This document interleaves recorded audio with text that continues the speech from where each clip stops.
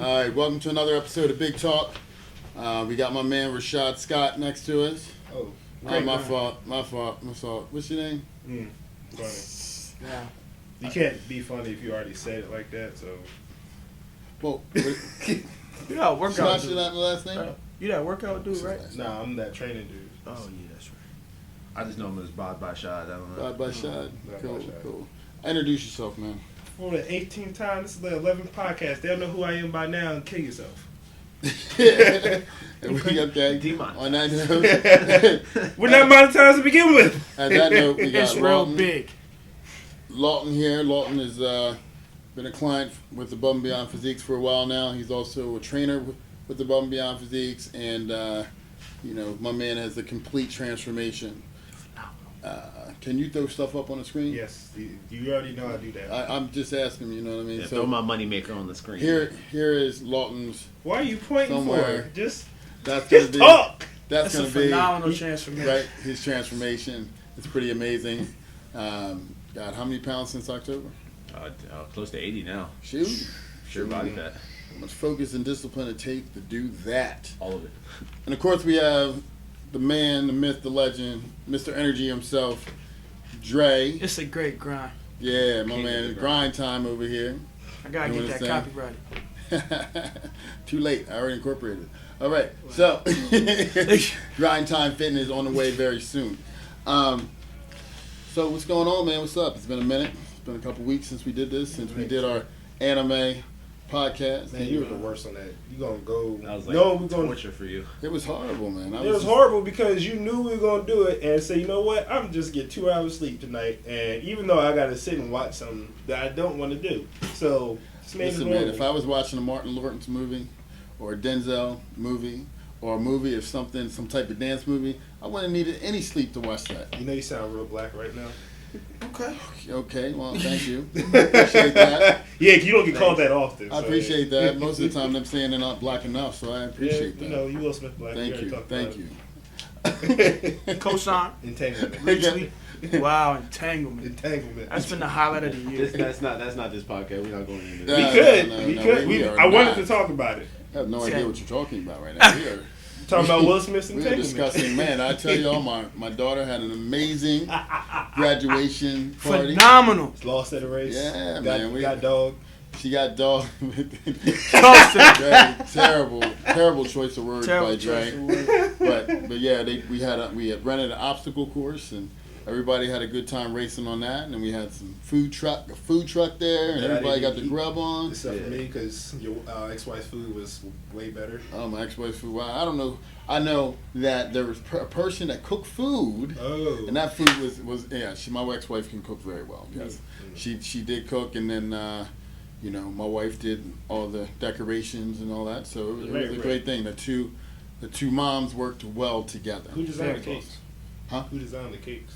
The cakes were sweets by Melissa, but the cupcake things with the candy in the glass and the cupcake on top, that was my wife's idea. I wanted that so bad. What kind of cake was it? I didn't get to get one of those. We had a lemon cake and we had a white cake. Oh, damn. Yeah, it Should've was got good. one. Yeah, definitely. So I planned everything. I had the food truck, the DJ, the obstacle course. I had even knew somebody was going to do the collage, everything, and forgot the damn cake.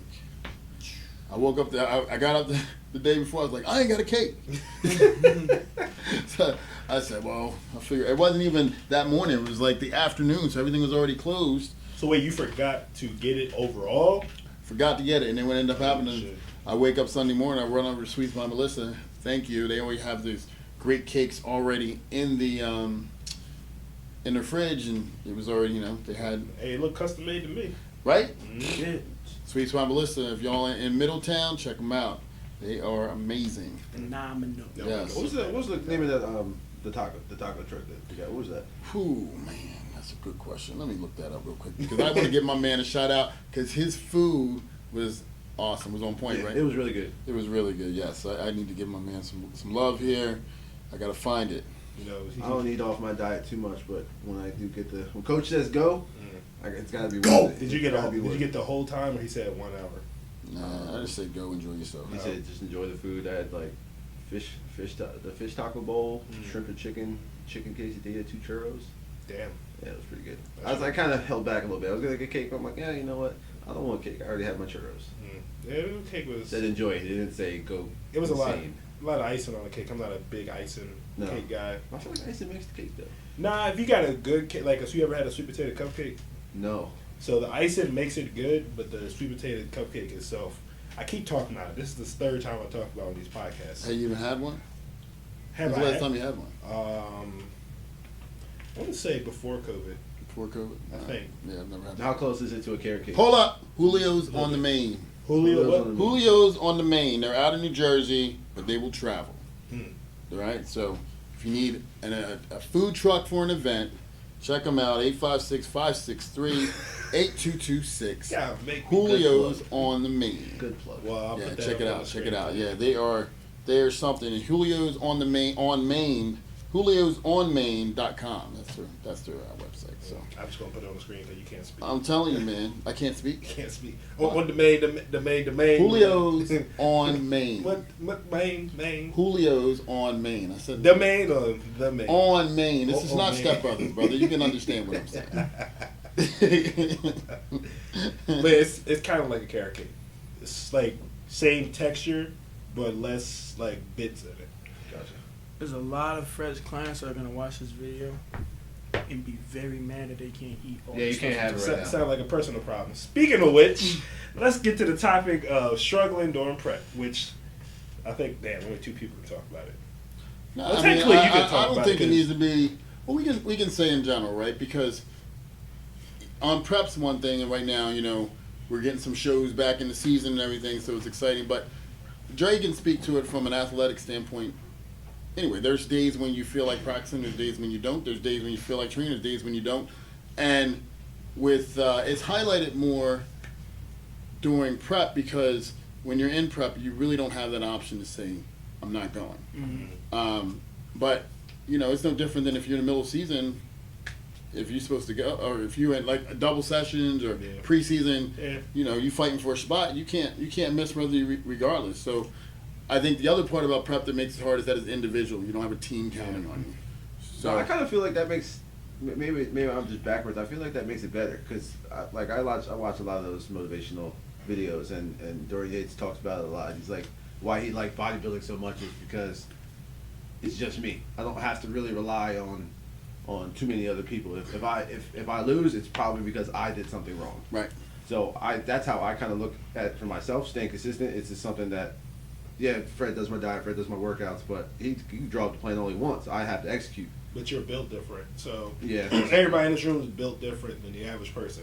So last one guy I was watching, I think it was a podcast or a video on YouTube, but it was saying how most consistent bodybuilders are great business people. Like, not all of them, but I'm saying if they do that and then they capitalize on it, they'll be a better business person than a powerlifter. Just on like people he knows. Not there's no statistic out there that's saying it, but this thing he noticed was people who are bodybuilding that are consistent to it and get into business, they excel better in business because they have a different mindset than somebody I agree who's. with that. I mean, Well- look at Fred. I mean, Fred's doing. Well, yeah, that's my doing point well. because you have to be so on point with something and be so dedicated to it that it funnels over into regular life. Yeah, I think what ends up happening with bodybuilding, I don't want to speak to because powerlifting, I've done powerlifting and it. Well, I just threw that out. Right, there. right. Yeah. There's a definite discipline with that too, but with bodybuilding, you have so many other facets that are involved, right? Powerlifting, you got to train. You got a cycle that you set up and you train. And the idea of getting enough food in is just, can I get enough calories in? It doesn't matter what it is. When we talk about bodybuilding, you have so many components that go into factoring how that championship physique is going to come out. How much sleep? What type of food? How much cardio? What's the intensity of the cardio? You're lifting. You're planning out your rest days. Planning out how far to take the workout. Am I eating enough to support how much damage I'm putting into the muscle or causing to the muscle? Am I at a surplus where I can go crazy and still recover?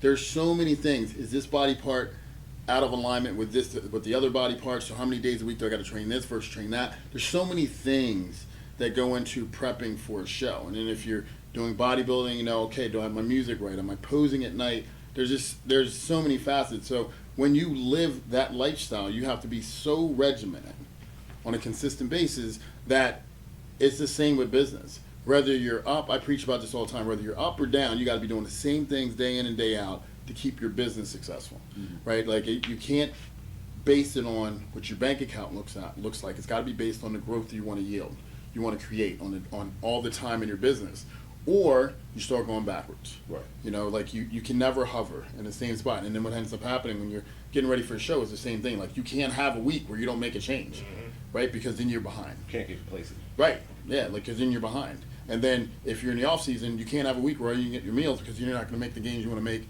before you go into the next prep. So it's a similar battle, very similar battle. And you're alone. And being an owner is very lonely. Right? Because you can't talk to people that work for you about the issues you're dealing with. And most likely your significant other can't relate or is not really listening to you the way you really can't portray it without frustration. So there's just so many things. A lot of times you're on this, that's why the top is usually a point. There's not a whole lot of space up there. You know, you're up there by yourself and you got to figure it out. So, yeah. That's a way to put it. I never think about it like that. So, I mean, it's pretty. You hit everything that I was trying to say. Yeah, no, I mean, I was agreeing with you for sure, 100%. So that's what I'm saying. Like when it comes to, how do we get to there? You said something. I said we're built different, but I forgot what it was. No, we were talking about, like.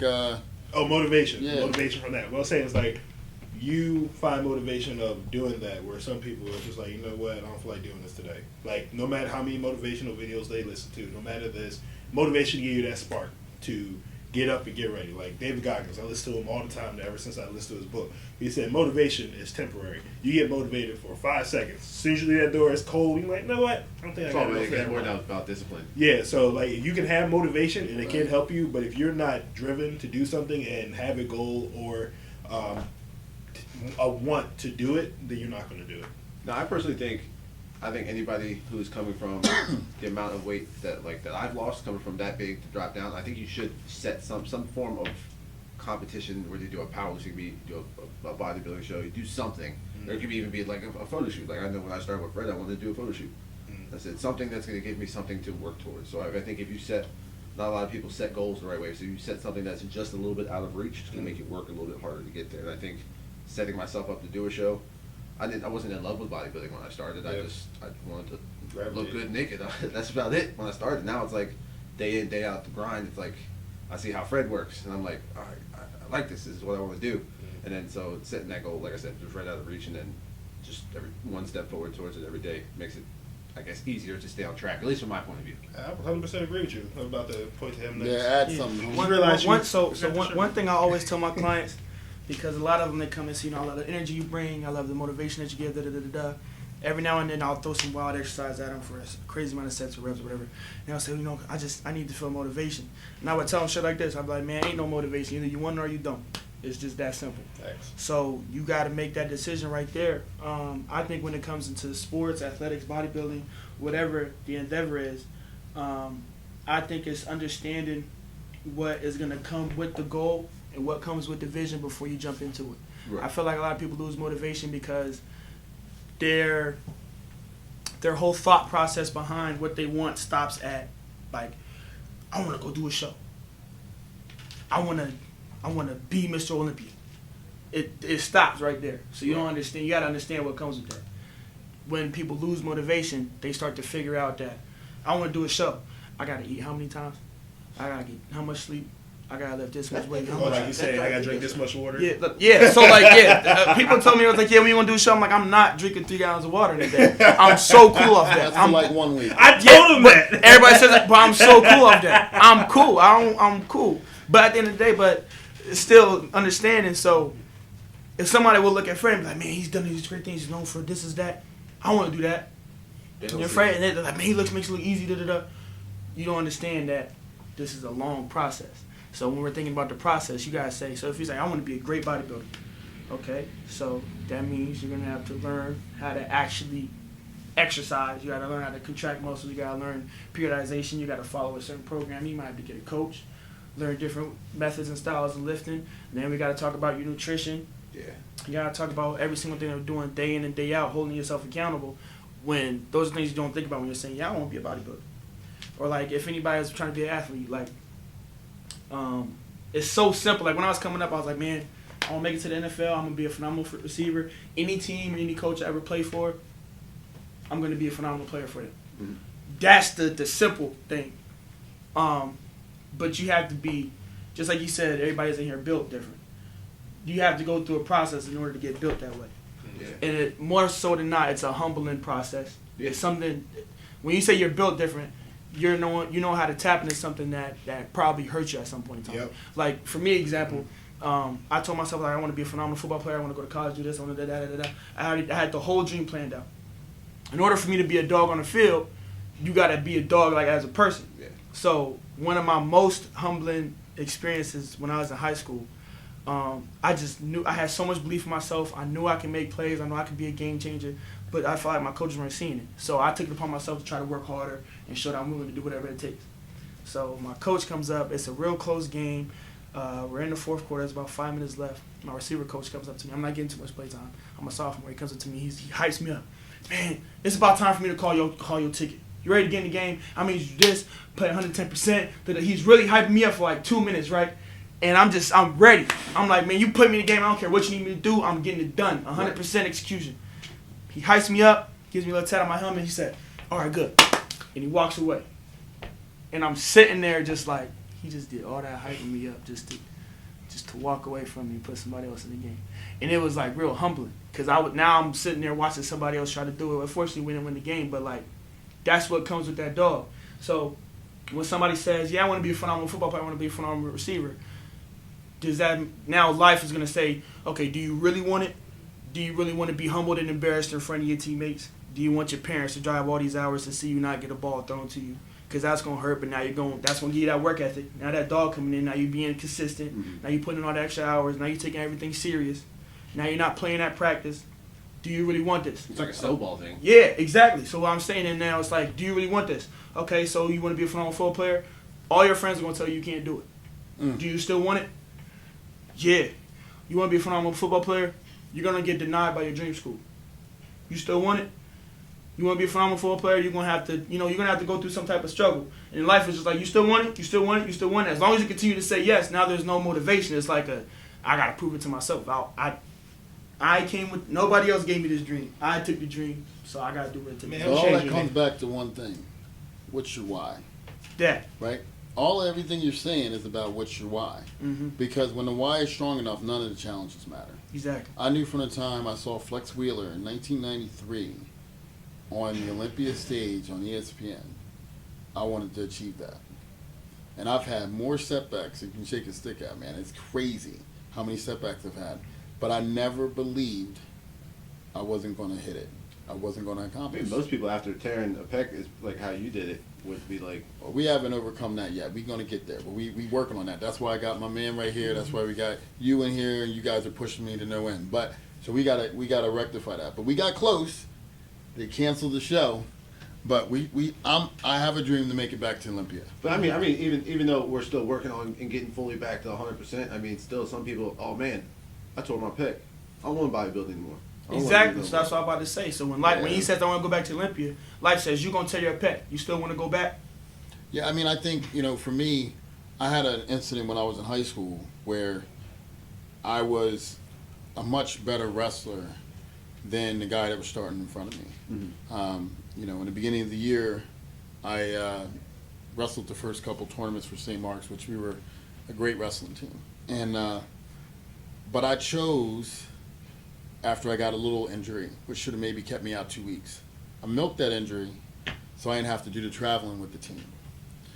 And in milking that injury, when I came back, because then I was going to wrestle the matches that were going to give me a lot of, the kids at school were going to see me, my parents going to see me, because all the traveling, we were so good that we wrestle Virginia, upper state, New York, stuff like that. Right. Because the schools around here just weren't at the level we were at. And so I didn't want to go on those trips because that meant I had to go away from my girl and not be around my girl, right? So then I end up coming back right before Sally's match. I'm like, all right, coach, I'm ready. And then he's like, well, you don't have a spot no more. He's like, I know you milked that injury. I talked to the trainer. You could have been back 2 weeks ago when we really needed you. I said, all right, well, I'll wrestle off. No, you won't. Because you're selfish and you're doing it for yourself, not for the team. He's like, so I literally looked at the podium at the state championships, and I had beaten everybody on there except the top 2 guys. But I never got an opportunity to wrestle for a state title. Right? That got stripped away from me. You know, my control of it was always given 100%. But I didn't do that. Right? So whenever when I was trying to go after bodybuilding, I was kind of playing with it. You know, do a little bit here, do a little bit there, get fat in the off season, whatever. You know, bought a gym, got away from it. But then that part of me still wanted to finish because I never got to finish that thing with wrestling. So this was my opportunity to finish. And it wasn't until I turned pro in 2010 that I could let go of that whole wrestling incident. Filled the void. Yeah. It stuck with me. I'm 35 years old, still fighting that demon from what I didn't accomplish when I was 18.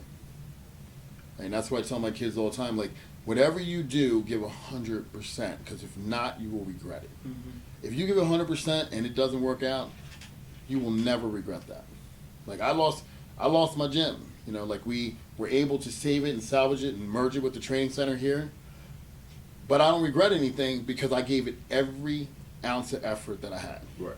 And I learned from it, right? And even when we shut it down, we still did everything we could to salvage those people's memberships and their money by merging it here, right? So we didn't, you know, I didn't just say, fuck it, I lost. Right. Gave up. I gave it everything. I'm talking to the point where I thought I was 50 when I was 30 years old, you know, because I was beat up, broken, and everybody was like, give up. It's like, nah, man, can't give up. No one's held this gym longer than 3 years. I'm staying in it. And I ended up staying for 8 years, you know. So, you know, like, I just have that thing in me where I just too stubborn to believe I can't win. I'm too stubborn to believe it won't work. That's both good and a bad thing. That could be a double-edged sword. Yeah, I think it's a testament off of, like, just understanding, like, your, people call it like cognitive evidence, but understanding, like, your blessings, like understanding that you can really achieve anything you want. So I feel like once you have a certain level of, like, self-belief, when you really feel like he built for something, he didn't stop because he felt like I'm made for this.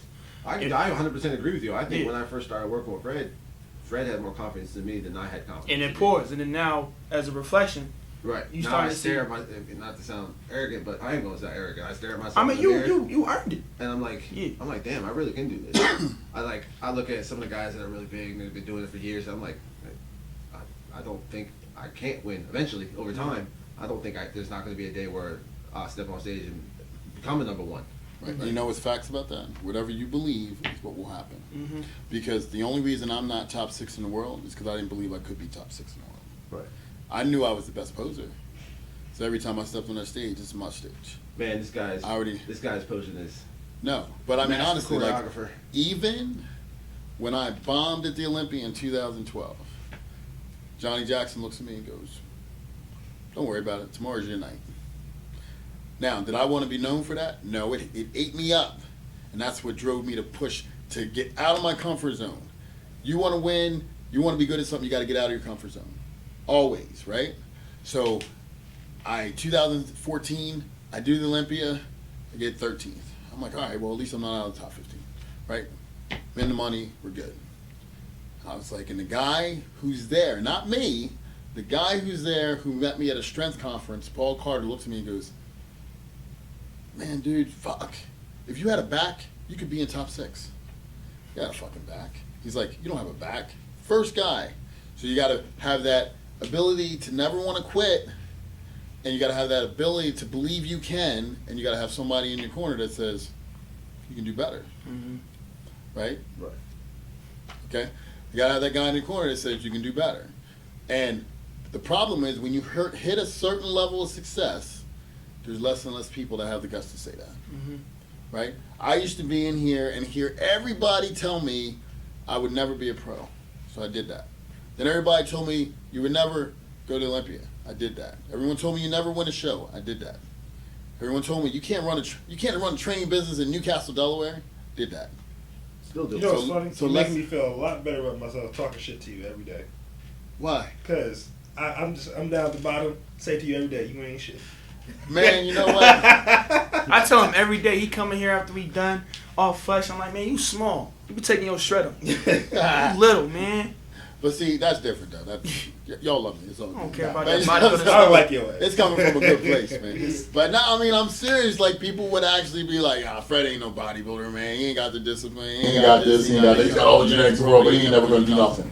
You know why? Because nobody from nowhere ever did it. Exactly. Nobody ever did that shit. Say things like that because so Fred like is always real positive with me, keep pushing me forward, and then that same negative person who was an old boss when I would work at a different company.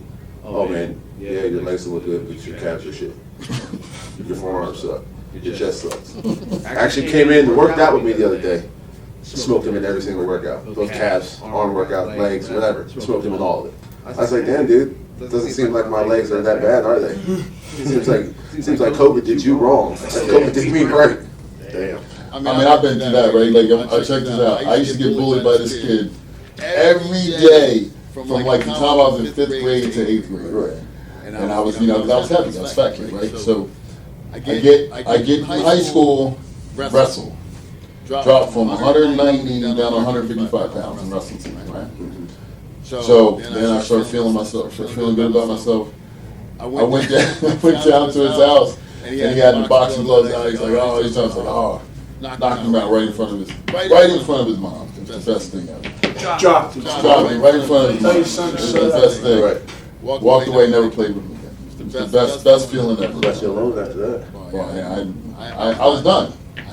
I had proven myself, you know. So I think in this life, man, you gotta, whatever you're gonna stand for, like, you gotta believe in your path. You gotta believe in your path, and sometimes it takes a while to find that path. Like, my whole life, I was like, I'm gonna sell insurance, I'm gonna sell real estate. I'm selling insurance, I'm selling real estate. So that's what I did. I got my insurance license when I was 18. I've always been gold tripping. I got my insurance license when I was 18. I started selling insurance for my dad when I was in college. I'd go down to a local office or selling policies for my dad. And then when it happened, I started bodybuilding. People see it. They go, what? Oh, let me. Tell me what you know. Oh, I need your work. Yeah, everybody wants to do this. What you eat? Everything you don't want to eat. Right? So, you know, like the thing is, there ain't no easy way to this thing. You gotta grind. There ain't no I'm easy way. so used to from being so heavy, so running away from the hard stuff, and old me would not drive. Like I live in Jersey, so I wouldn't drive all like 40 minutes a day to come out here and work out and start from scratch and rebuild my entire career. At I mean, I'm not that old, I'm only 27, but rebuild my entire. He's old as shit. What he's older than me. He said I wasn't Old man, but rebuild everything up and then start from scratch. She feels young because he gets flops on. Good. Shoot man. You know, that might be that's not mine. That's a reflection off of your level of belief at the time. Right. I feel like if I know for a fact, based off of how I act, when you feel like you stand for something, it's not that nobody can say, it's no door that can close, it's no opportunity you can miss out on, it's no people that can leave you dry, it's no obstacle you can't overcome. If you really feel like you go for something, you're gonna make it happen. Like, there's no choice. I gotta make this happen. This is what I'm made for. That goes back to what you said earlier. The universe is going to give you what you want. It's just not going to give it to you the way you want it to be given to you. And that goes back to saying we're built different because some people, based off your situation, my situation, your situation, it's like, you know what, life ain't for me in regards to being happy or whatever the hell it may be. And you just give up in some way or manner. You can stay in a dead-end job. You stay in this terrible relationship. Some people take their lives depending on the things that happen to them. But like I said, we took what made us supposedly weak at that time and built off of it. Turned it into fuel. I was just telling him last week. Speaking of Bill, have you taken your stay swole? You haven't obviously Stay swole. You know what?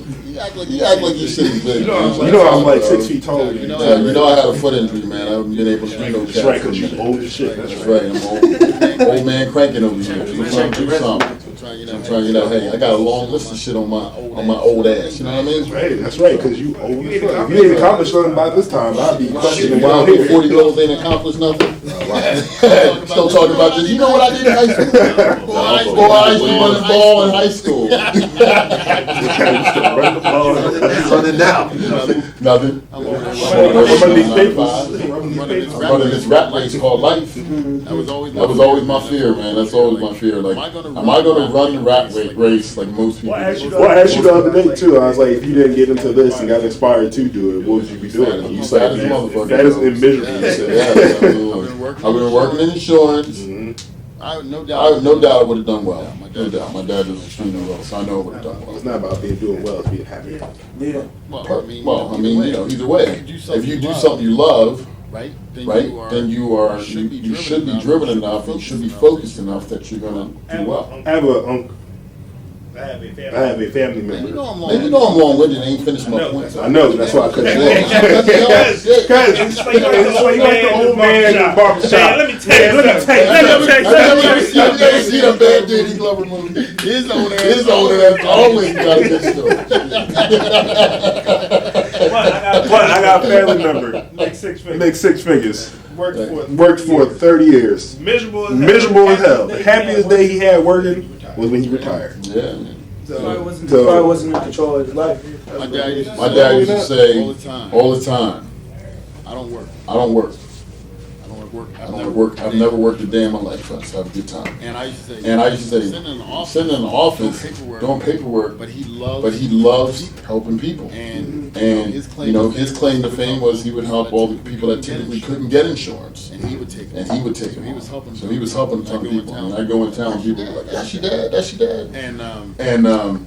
But I completely understand that. Because I have a really strong rule for myself. I don't do anything I don't enjoy doing.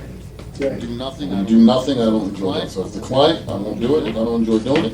Unless you do it for 4 years. I had a goal to win some shows, and he won some shows, and then I let it go. Didn't get the pro card though. That was never the goal. I thought that was the goal. No. But that person wasn't. No. First of all, you got to be the person can turn pro. That's not what that person said. Well, that was she can. Everybody believe in themselves. That's good. Make her try harder. But no. And that's the thing. Like you gotta realize maybe I'm not the right coach for that person. Maybe she needs to be with somebody else because at that point she will turn. If she has somebody that believes in her, maybe they'll see something I didn't see. I'm okay with that. It just wasn't right for me.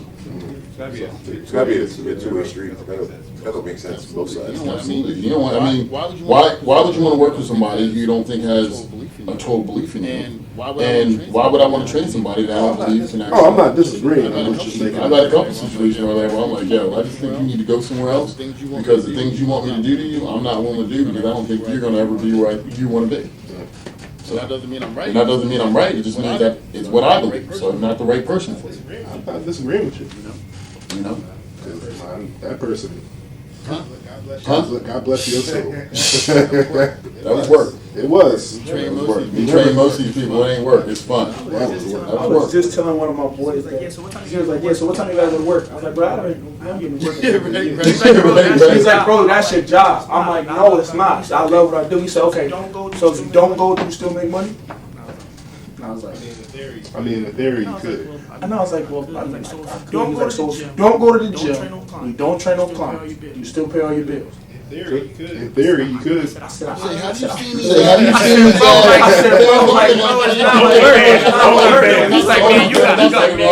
I see you train all day. You gotta go there. It's your job. I said, wait, it's 2 each his own. You want to be technical. Technical, It's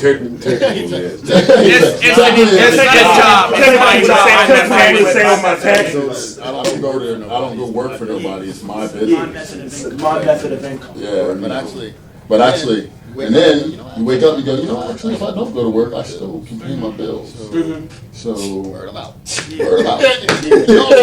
Y'all take this today. I'm out. But that will get you in trouble quick. Because when the boss, what they say, when they, I don't know, I'm messing it up. I don't know. I didn't think it through before I started talking about it. But something when the boss is away, the kids will play or something like that. What? So you never heard that? Not that way. That's right. Shit. How does it go? It's when the cat's away, the mouse will play. Yeah, see, you let me sit here and fumble over that. Yeah, because I don't know what you were trying to say. You knew what I was saying. Old Danny Glover over here. I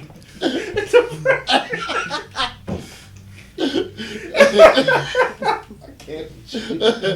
Oh man, can y'all please chuckle or something so we don't look like the idiots on the show? I'm just, Hey, you said it, not y'all me. just being the best y'all. If y'all look like idiots, I'll judge.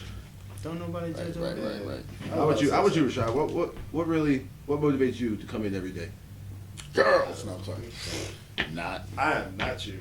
Oh my God, I don't know what y'all talking about. What motivates me is my kids.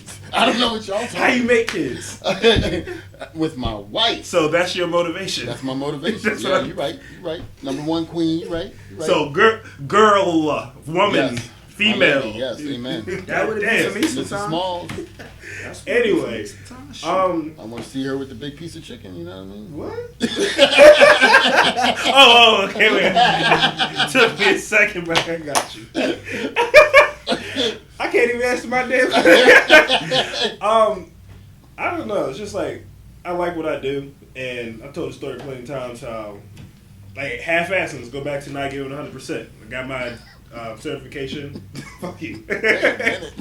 Got my certification when I first started with him, quit my job because I knew that wasn't for me. Half-assing, just coming in, hanging out, helping him with clients, barely making any money. Had a couple clients of my own that I brought in. And then I was like, told my ex at the time, it was like, if it don't work out, I'll go find another job. Didn't work out, said, all right, Fred, you know, I got to do this part-time. Go to that job, said, within a few minutes, I was like, yeah, this ain't for me. Got my shit and left. And I'm like, hey, yo, Fred, I'm finally giving 100%. So that, and knowing that I cannot go back to a traditional job, like, at all, because I know how it is to run at your own pace and make it profitable and keep making growth off of it. And the longer I'm here, the more mindset I'm taking of his, if I don't like it, I'm not doing the shit. So that's where I'm at in life. So if I don't do that, I'll be miserable by going back to doing something I don't like. Right. And let me clarify that for anybody out there listening to this that says, you know, yeah, I'm going to do that too. I'm not going to do anything I don't enjoy doing it.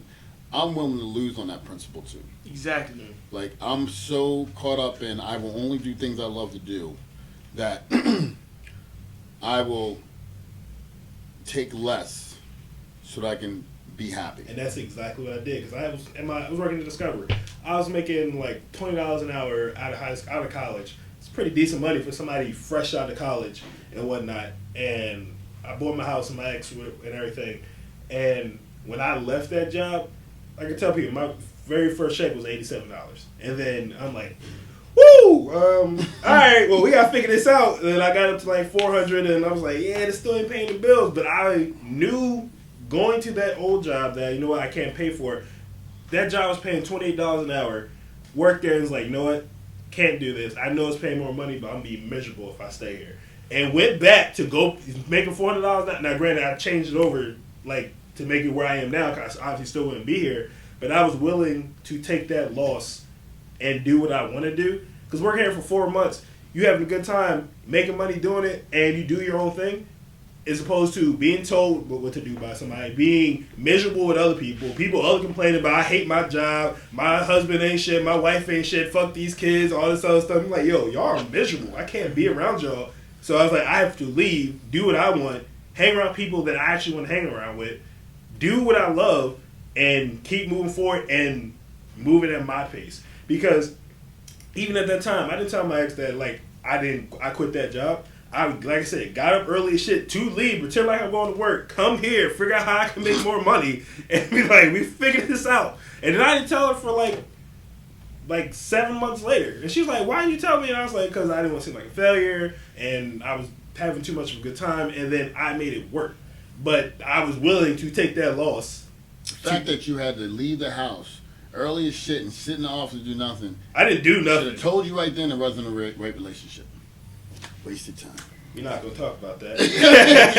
So elaborate on it a little bit. So A little bit let's what? say somebody wants to lose the weight, doesn't have somebody who is in their corner, like how you did your girl that necessarily wasn't really in your corner like that, or you felt as though she wasn't. How would you advise somebody to go about that to make sure they can hit the goals that they want to hit? In regards to the relationship, just in general, just well, I mean, I'll use my situation example. So we're already going through a lot way before I started this anyway. Multiple deaths on both sides of our families. Me doing the show. Her friend moving in. It was a whole bunch of shit that we could talk about another podcast another time, because that's a long ass story. But it was multiple things that were leading up to it. And we were trying to fix it, and look in hindsight, looking back at it, this wasn't the reason why. But it was more so, hey, this is a very hard time, so this is testing the relationship, and we failed completely. So what I can say with that is, well, I don't think you failed. I think you learned.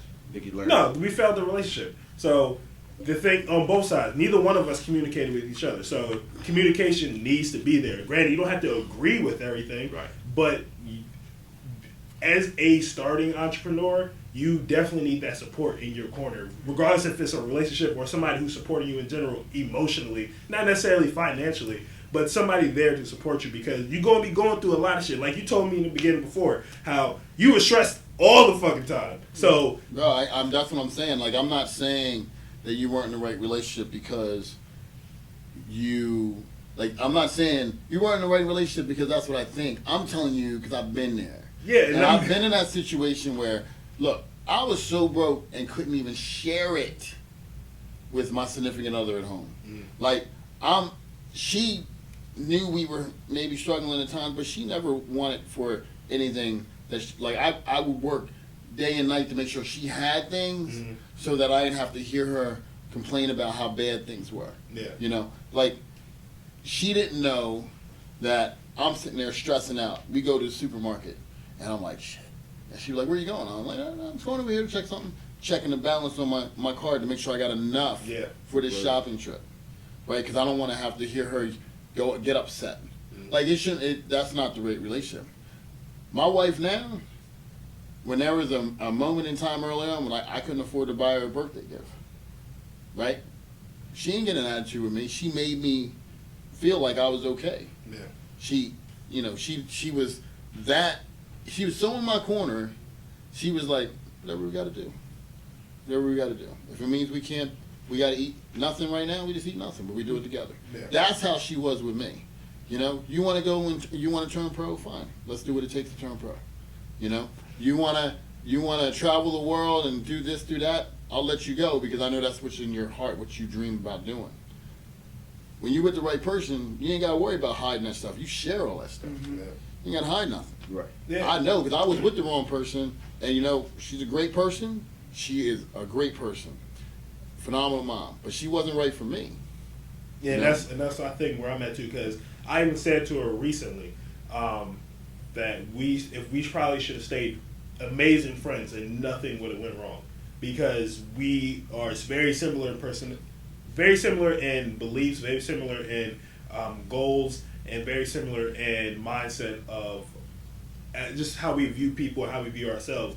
But my upbringing, her upbringing, and mindset of how things should function, like the goal is the same, how we get there is two different things. Right. Like, I'm very brash, direct, and like, you know what, fuck you, I'm gonna do it, whoever you are in general. I'm gonna hear what you say, and if it makes sense, I'll definitely take the information in, but if I don't agree with it, I'm gonna go about it my way, and if I fail, I understand where I did wrong, but I'm still gonna keep moving forward in the direction that's gonna help me reach my goal. Right. She's a little bit more cautious and what's the word? Has more envisions of how things should go, and that's just her personality. And I'm not faulting for it because we're still cool to this day. But if for what's going on in her life and what's going on in my life, it just didn't mesh well together. So that's why it's like I knew where I went wrong, and she knows where she went wrong, and it just wasn't the right time. And a lot of things had happened to put stress on our relationship. If we had communicated better. Because like I said, we started having problems in 2018. I started working full-time here 2018. I started in 2017, but that was just part-time. But like, what really started was when she had a death in her family. And then that was like early summertime or something like that. So from there on, just kept getting worse and worse. And I'm busting my ass here like, because you tore your pec, so I'm helping you from 9 o'clock in the morning till. Yeah, we were running a crazy amount of clients, weren't we? All day. Crazy, there was one time it was just you and me, 5 clients at one time. And I'm like, how do we do this? So it's just like, I'm stressed, but I'm good stressed because I'm doing what I want to do and making it work, keep it moving. But sometimes I don't get home till like 12 o'clock at night. One time we get home till 2 in the morning. Yeah, so, like I said, it was food. But you much rather do that than have to work for somebody else. Oh, 100%. I mean, one, like, think about it. Like, if we have 5 people, you made $50 an hour. Mm-hmm. 1 hour. Yeah, so you know what I'm saying? Like, you know, and you know, yeah, I was loving life, of course. But living on your own terms. Yeah, you know, I'm living on my own terms, making great money, and you're helping people. Most importantly, though, here's the thing. You get to help people. Tell me that don't feel good, man. I know. You changing people's lives all day long. Like, that's the main thing, right? Like, for me, there is no bigger satisfaction than when I see somebody and they go, man, my whole world has changed. My wife and I are better. My kids and I are better.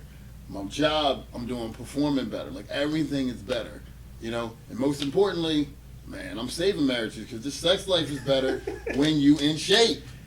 I mean, like, no bullshit. But like, when we big people be like, I'm creative. Nah, man, nah. When I was bigger, sex was pretty trash. Yeah, you know what I'm saying? Wow. You know what I mean? Like, look, bro. No, I'm all out of breath. You We still doing missionary. I'm all out of breath and shit. I can't. Oh, wait, I want to say something quick because I don't think I told you this story. You eat toast. Okay. You said out of breath. I've been wanting to say that for a minute. Y'all eat toast. You eat toast. I don't remember the last time I ate toast. Yeah, do you eat toast? If my girl cooking, I'm eating. Do you really like toast? Let me ask you a question. Do you really like toast? If there's butter on it. Yeah. See, do you really like? Do you really? Oh, okay, if it's a toasted sandwich. Right. Do But you toasted really like so- pasta? My girl I don't know if I can eat pasta straight. Your girl what? She be putting her whole foot in that mug. Oh, wait, but is it And the is- pasta or the sauce? Exactly. Telling you. You don't like pasta. Yes, You like- I do. you like I like sauce. her pasta. So You like sauce, yo. no, plain somebody- pasta? You like plain pasta? My Nothing girl, else on it? I'm gonna have her make you a bowl. You can't make no regular pasta. I It's have all the make same you- shit. What are you talking about? You don't understand. Well, hold on. It's a noodle. Oh wait, no, I can eat the bread from Panera. They season the bread. Though. You like the seasoning. You like the bread. I didn't know that. I didn't know they seasoned the bread. That's Yo, like- that was a good hamstring workout because my shit is cramping up right now. And FYI, don't do hamstrings and then have to take a dump because that shit don't work out at all. Yo, Fred's leg days be having me fear in the toilet. I'm telling you, man, it's terrible. Yo. Nah, the best thing I think since coming down here and being around like your guys' energy is not only have I still managed to continue to drop, like I put on a good amount of muscle mass since being down here. Yeah, shoulders looking buff the other day. We're looking pretty good. It's not just that. It's the change in mindset too. It's the let me find my breaking point. Not let me just get through the workout. Let me find. Yes. failure. I got a funny story about that. You can bring up videos on the little side. I'm gonna Yeah. send you a video to put on the Yeah. side. So every now and then I tap into a little Oh! moment. I tap that into was a funny. moment and I'm like, I'ma just see how far I could go. Last week Fred goes 2 sets of 20 squats. You want them to grow, right? I said, I bet. Yeah, I want them to grow. 315 on it. It was nice and clean. I said, cool. Let's go ahead and throw another 10 to 5 on there. It was like 345 or something. so, yeah. 345. I get to my 15th rep, and the person who's holding the camera, she's like, I just heard Dre yell. I never heard him yell like that before. I'm kind of worried. In my head, I'm like, I don't know if I got this one. Fred goes, make a decision. I said, make a decision? I bet. In my head, I'm like, I bet. I'm going to do this shit. I did hit 16. I'm like, ah. I'm like, all right now.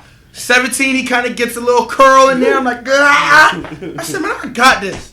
That 18th rep, I dropped down in my head. I said, I changed my mind. Don't want to make a decision no more. Don't want to do it. Can't do it. Don't want to do it. Hey, He's Fred, like, you gotta get up. we don't have any bars on the thing. So, like, I'm trying to get up, but I can't. I'm like, I found my limit. Fred's like, you gotta get up because we can't drop. I'm like, I'm really trying, and I got deadly. That might be the first time in years that he ever pulled from the ground. He said, I said, I'm You trying, gotta it's get not- up. I'm looking at my legs like, you're not moving. You're not going. But going anywhere. yeah, but I we mean, got to come up because there was nowhere to go. there was nowhere else to go. If he dumped it forward, his neck was gonna be fucked up. If he dumped it backwards, I was gonna be fucked up. So we gotta. That's why I was like, out. We gotta go. I can't do it. I'm trying to do it. But I said that to say, like, man, sometimes you get caught in that moment. And I'm just like, I'm gonna just see where my break. I'm gonna just see how far I can go. I'm gonna just. That's why I felt the other day when we did the shoulder press and I'm like, let's see. Yeah, we were doing those 3-second negatives on there. I was like, that changed the whole game right there. Yeah. He's So like, you sure you doing 225? no, I ain't say I'm sure. I went just like this. I said, man, I don't know. I ain't say that. I was like, man, I feel like I was getting spotted too much. I'm gonna drop. He goes, I'm putting the plate on. I looked at him. I said, I'm not gonna discourage you. Fred goes, you want to spot him? I said, no, you got it. You go ahead and spot him. He said, why? I said, teaching point. Go ahead and spot him. You good? No, that was a good workout though. It's like the bodybuilding taught me so much about not just like what you said, bodybuilders becoming good business people. So before I got into it, I never would come down here and try to live on like you guys are doing, like living on your own terms, still be in the same job, still be miserable, still probably incredibly overweight, unhappy, don't even have the confidence to even say hello to the pretty lady looking at me in Walmart. Now I'm like, hey, what's up? How you doing? Yeah. What's the new motto we learned about girls? Three no's, the 2 no's, 1 yes. Yeah, no, that's one of them. But we got another one. What's the other one? I was the other one. If she breathes. Everybody likes me. They just don't know it yet. Okay. All the girls like me. They just don't know it That yet. sounds like some rapist shit. Nah. I just say I like all of them. I'm saying that's the attitude you gotta have. Didn't we talk about that? That's the same day we talked about the greatest shooter of all time in basketball. It's still 38% shooter. Yeah, man. But I'm talking about LeBron James. You talking about? Steph Curry. I mean, y'all can talk about that. I'm just sitting back. Shoot, man. Shoot the You gotta ball. sit back and think about anime. Yeah, of course. I've never shot a shot I didn't think I can make. Well, I mean, it's the hero's journey. That's the basis of all anime. I mean, we can talk about it. All right, segue, man. I don't want to go with that. Anyway, Wow. toast. About toast. He already said the toast shit, man. Get off your phone. Man, you know, hey, Hey, you looking at yourself? it's just not me. Who is it? Don't worry. Who in the back? Who in the back? Oh, all right. Remember last time you on the phone was like, I was reading questions. No goddamn questions on your phone. And I got it on camera, too. Listen, man. All right. Real quick, though. What? Why do you think, because we were talking about this is the main point. Why do you think people self-sabotage themselves? Life's too hard for them. Hold on. There's just not a. Hold on. You asked me a question, I answered. You tell me to hold on. No. Okay. That's a vanilla answer. Let's get deep into it, right? So, Oh, you want your chocolate. yeah, you know what I'm saying? Like, look, I had a client tonight tell me he was dropping, he was doing well, and all of a sudden I just lost touch with him. I said, what happened?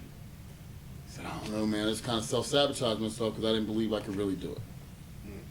Right? And I'm thinking, but you were changing. Things are getting better. Everything's getting better. He had so much fear of actually succeeding because he didn't think he would actually. What if I succeed and can't handle it? What if I succeed? What if I do everything I can do And still don't. and I don't succeed? And that thought alone is enough to make people just crumble. Like, I'd much rather just stop than figure out if I can Well, I do mean, it. you know, as an athlete, I mean, what's the actual percentage of college athletes that make it to the NFL? But like, you don't care about that. Like, when you really locked in on it, like, there's nothing that nobody can tell you about it. And plus, I mean, at a certain point in time, everybody has to face a whole numbers percentage game. Mm-hmm. And I was just talking to my mentor last week, and he was telling me, regardless of what obstacles are placed in front of you, if there's a whole 3% of college players make it, whatever, regardless of what's placed in front of you, what you're going through, there's somebody in this world that will take your exact same situation and they'll win with it. They'll win with it, regardless of what it is. And that's one statement. Completely understanding that statement is one thing. The second part of that statement is that person could be you if you choose to. Right. So, I mean, I feel like the self-sabotage thing comes from there's not a strong enough driving force for why you do what you do. You quit when you get like selfish. When it's just about you, it's like, I don't really want to know more. I'm cool. So main example. So like every time we're in the gym, right? Well, every time we grind, we don't work out, we don't train, we grind. Every time we grind, right? You know, his daughter's with us, and I can see in his face, and he makes that sound. I'm like, okay, this hurts. It don't hurt, but this is heavy. and he'll go, "Let's go, Monty." At that point in time, it's not doing it for him no more. You got to find whatever that driving force is. Right. So when you self-sabotage, from the beginning, it was all about you. But if you go into it knowing that in order for me to do what I want to do for other people, I have to be able to perform at my highest level. Then you can't. How about the time you? Because we've all self-sabotaged before. How did you snap out of it the last time you self-sabotaged? I just got so lost in my vision. Like I'm like in a sunken place of the vision. I don't feel like waking up at 4 a.m. to go give people wild exercises all the time, but it's just I feed off the energy. Like, I think about it differently as, okay, I got a training session at 4:30. Right. I think of it as somebody woke up at 3-something in the morning to get their ass. They set an alarm at 3-something in the morning. They drive 30-something minutes to a facility to spend an hour with me before they go into work because they believe in what I do. How can I not show up? How can I quit on that? Right. Because at that point in time, even if I don't believe in what I'm doing, the person who I'm doing it for believes in me to the point where they're going to wake up at 3-something in the morning, take that long drive to get their ass whooped. Just to go train. It's like a spark. So every time, sometimes I'll train all day long. People, it's like as somebody's leaving, somebody's coming in, and so it's like every time somebody walks in that door, it's like a jump start. It's another opportunity. Right. This person came in here, they believed in me. They waited. They walk in with great energy. Oh, what we gonna do today? It's like you gotta feed off that. So The only time you can self-sabotage is when there's no underlying factor. Yeah, I mean, all right. So I'll give you a situation because this wasn't about anybody else but me. Mm-hmm. I take last. And I just signed this big contract with Premier Sports. I take last at the Arnold Classic. When you lose on that scale, there ain't no hiding. Everybody see that shit. Mm-hmm. Every judge, you're not thick enough, you're not big enough. My boys, man, maybe you shouldn't do any more shows. Maybe you should take some time to get bigger. Even my sponsor is like, maybe you should just go to Australia and work the booth. Right?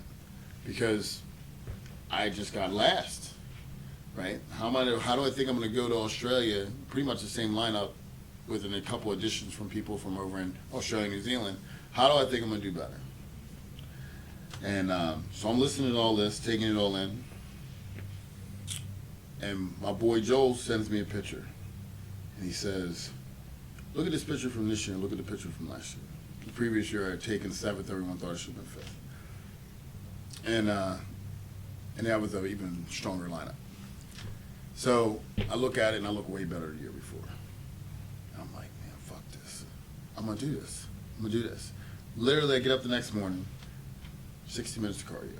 Eat no carbs. Eat no carbs for 4 days straight. Didn't eat a carb until I hit Australia, right? Now, I don't know if anybody's ever done a no-carb diet. But you're already depleted because I had just competed, right? And I was already in shape. We just missed the timing with the water.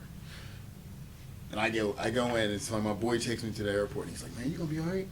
Because I was dragging my feet, I could barely move, you know what I mean? I had no energy. And I get to Australia, my sponsor was like, "Man, you all right? You need to go to the hospital or something?" "No, I'm good. So I start carbing up.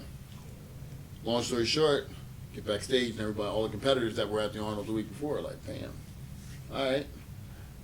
And I'm in the top 6, right? And in the final pose down, go from getting dead last to being top 6. 1 week. Most people say, they're right. They hang it up. I should put on more size. I should not do this. There was nobody else in that moment. It was just me. Wife couldn't tell me nothing. Coach couldn't tell me nothing. It was just me.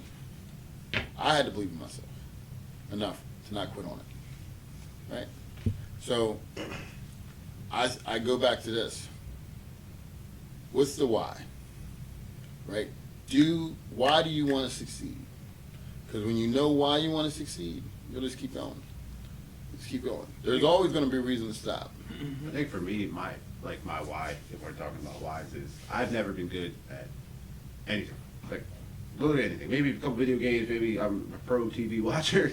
That's about it. But I finally found something that, in my personal opinion, I could be really, really, really good at. You're in very good shape. It's gonna take a lot of effort. It's gonna take me time to get really, really good. But it's like you said earlier, it's the seeing it before it happens. So I finally found something that brings me joy, that I can commit to 100%. Give it 100%, because like, what'd you say the other day? If I can go 80 or I can go 100, fuck it, why not just go 100? Yeah, it hurts either way. Right. So you might as well just go 100. So we're out there grinding, and my hamstrings feel like they're gonna pop off the back of my leg, and I'm just, you know what? I got another rep in me. I got more in the tank. We got to the point where wait, what set is this? This is our fourth. We need more. And I'm like, I got more in me. Why not? It's an inanimate object. Move it. It's an inanimate object, man. Lift it. You gotta put that one on the shirt next to Might have to. Object. Move it. So let's think about this too, right? So that experience for you when you came in last, I think one thing you can do to find that driving force is figure out how you want to deal with your pain. So today, main example for today, we were on the leg curls. You know, I put the number up high. I did my set, and he's like, man, what? And he puts it down a couple bars. I said, what are you doing? He said, I'm doing my set. I said, so you gonna settle? He said, no, I'm gonna do my set. Da, da, da. So then I stopped him. I said, he took his headphone off. I said, have you ever lost a show? He said, yeah. I said, did you like how you felt when you lost it? He said, no. I said, all right, keep doing what you're doing. Oh, well, Dexter, I don't care about that. You Fred Biggiesmalls. Well. But when you really figure, like, you know how to tap into something that hurts you, just like he probably was when he was, after he came to dead last and became 6, that every 60 minutes of cardio with no carb was off of, I'm not about to feel that feeling again. That hurt. I'm not about to feel that again. Whatever I got to do to not feel that again is what it's going to happen. Yeah, when I won my show, man, like this is when you know you got something in you, right? Like I'm training. I did a whole new training program, bigger than I've ever been. Everyone told me, God, you're so much bigger. You're so much bigger. You're so much better than you've ever been. I go to Brazil. Yeah, I'm gonna fight for this win. Get fucking 7th. I'm sitting backstage, and I'm just like, I ain't never felt that low. Because I put everything, every training session from the Olympia to that show in May was for me to get that win in Brazil. And I was like, man, I was bigger. I checked all the boxes. I was harder. I was bigger. I'm like, all right.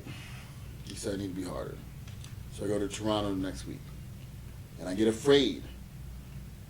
Cannot not be hard enough. So I do something against my coach's wishes. Come in a little flat, end up in 3rd. Oh, man. So I got another show in 2 weeks. Everybody's like, man, just, you've been going for a minute. Why don't you take a break? I'm like, nah, I can win this show. And I was so focused, man. I get to Dallas. And Sean Ray looks at me and he says, so, you got Tony Freeman, you got Akeem Williams, got all these other guys in there. I'm like, I ain't worried about none of them. I'm right. And he's like, so, how do you think you're going to fare? I said, I'm winning. And I never had any other thought. It was crazy, man. Like, I never had any other thought. Like, I was just in that moment. I was like, I remember looking at myself, I was like, yeah, ain't nothing beating us. Same feeling I had when I won Nationals. Same feeling I had when I won Worlds. Ain't nobody beating us. And it was like, I got on stage, and it was just that moment where everything was, like, gone. I could just see it. See everything. It was a crazy feeling, man. That feeling is what keeps me going now when I'm like, do I want to do this anymore? Do I still want to do this? That's the feeling. That feeling when like you're the last guy standing in that auditorium getting an interview at the end of the night because everybody else is gone. Mm-hmm. That feeling. It's fucking amazing. Amazing feeling. I'm looking forward to that feeling. Yeah, man. That feeling's cool. It's cool. That's what you're chasing. Yeah. All right. Good. You got anything? I said that. Shoot. All right, man. I love the way we collaborate on this podcast. I think we covered some good stuff.